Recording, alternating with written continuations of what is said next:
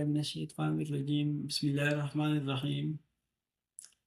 دوستو، آج ہم پھر حضرت نوح علیہ السلام کے واقعے کو آگے بڑھائیں گے۔ 950 سال گزر گئے لیکن کچھ بدلاؤ نہیں آیا۔ لوگوں کی حق درمی ویسے ہی قائم رہی،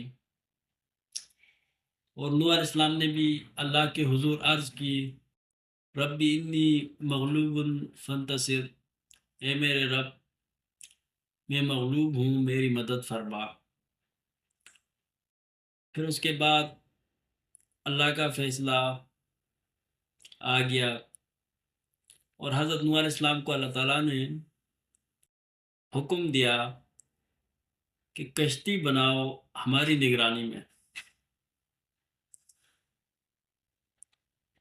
دیکھیں، جب صبر کا دامن لبریز ہو جاتا ہے تو پھر اس کا جواب اللہ تعالیٰ نے دینا ہوتا ہے۔ نوح علیہ السلام نے جب اللہ تعالیٰ کی طرف سے حکم ہوا میں کشتی بناؤ میری نگرانی میں، تو حضرت نوح علیہ السلام نے اس پر فوراً عمل درآمد شروع کر دیا اور خشکی کے اندر جو ہے وہ کشتی بنانا شروع کر دیا۔ تو اس سے ایک چیز تو یہ ثابت ہوتی ہے، جب اللہ تعالیٰ کا حکم ہو تو اس کے اندر کوئی دلیل نہیں ڈھونڈی جاتی، کوئی اس کے اندر جو ہے نا کسی قسم کا جو ہے نا وہ تعویل اس میں نہیں کی جاتی، فوراً اس پہ عمل کیا جاتا ہے۔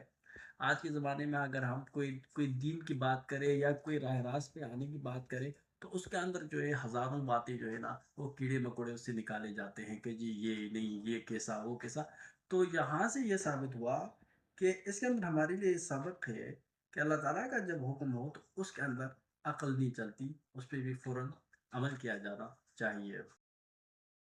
جب حضرت نوح علیہ السلام نے خشکی میں جو ہے تو وہ لوگوں نے پھر سے جو ہے ہنسی مذاق شروع کر دیا اور کہا، یہ دیکھو خشکی میں جو ہے وہ کشتی بنا رہے ہیں، اور کشتی کہاں بنا رہے ہیں؟ نہ سمندر کے کنارے بنا رہے ہیں، اور نہ کہیں اور، نہ کسی مطلب پانی کے قریب، یا خشکی کے اندر۔ جب انہوں نے اللہ تعالیٰ کے حکم پر عمل کرتے ہوئے جب بنانا شروع کیا تو لوگوں نے پھر سے ٹھٹا مذاق شروع کیا، لیکن اس پر حضرت نوح علیہ السلام نے اپنی قوم سے کہا، آج تم مجھ پر ہنس رہے ہو، پھر کل میں تمہارے اوپر ہنسوں گا۔